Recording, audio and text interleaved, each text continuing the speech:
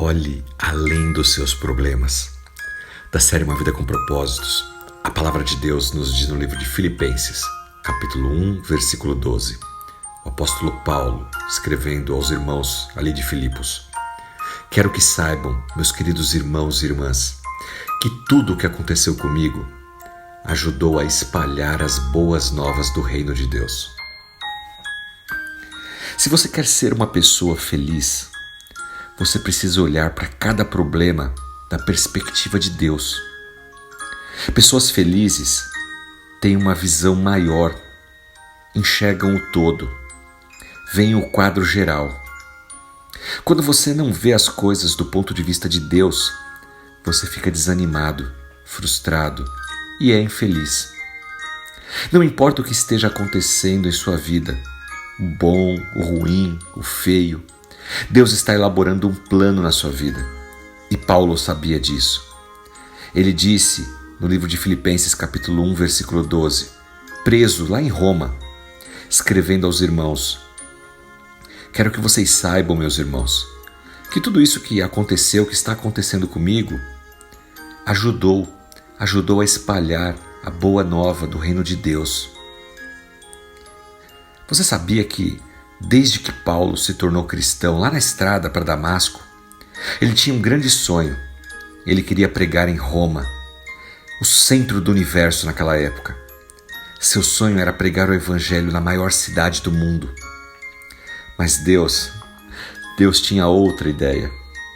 Em vez de enviar Paulo a Roma para pregar, Deus faz dele um prisioneiro real. Na época do imperador Nero, um homem perverso e corrupto. Como prisioneiro, Paulo viveu acorrentado 24 horas por dia durante 2 anos. E a guarda que cuidava de Paulo era trocada a cada 4 horas. Durante esses 2 anos de prisão, Paulo teve a oportunidade de testemunhar a milhares de guardas. E aí eu te faço uma pergunta: quem que era o verdadeiro prisioneiro aqui? Será que Paulo ou aquele público de guardas que estavam cativos e precisavam ser libertos? Este não era o plano de Paulo, mas foi o plano de Deus o tempo todo. Diante disso, vemos 2 grandes resultados.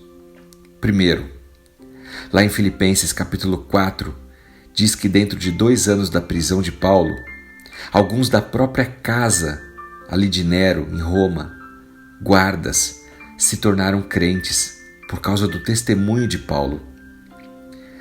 Em segundo lugar, é meio difícil pensar que uma pessoa como Paulo conseguisse ficar parado sem se mexer. Na prisão, ele foi forçado muitas vezes a ficar quieto. E como resultado disso, o que aconteceu?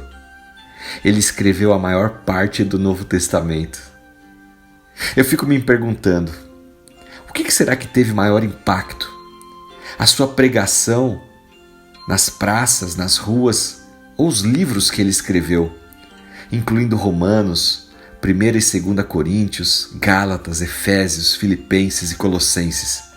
Esses 7 livros revelaram Jesus para milhões de pessoas ao longo de toda a história e está disponível para mim e para você hoje na Bíblia.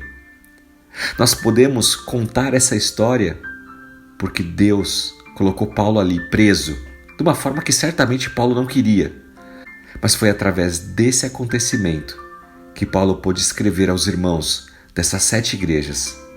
E então, todo esse evangelho chegar até nós, no conforto da sua casa, através da palavra de Deus, a Bíblia, para que hoje pudéssemos ler, aprender e meditar.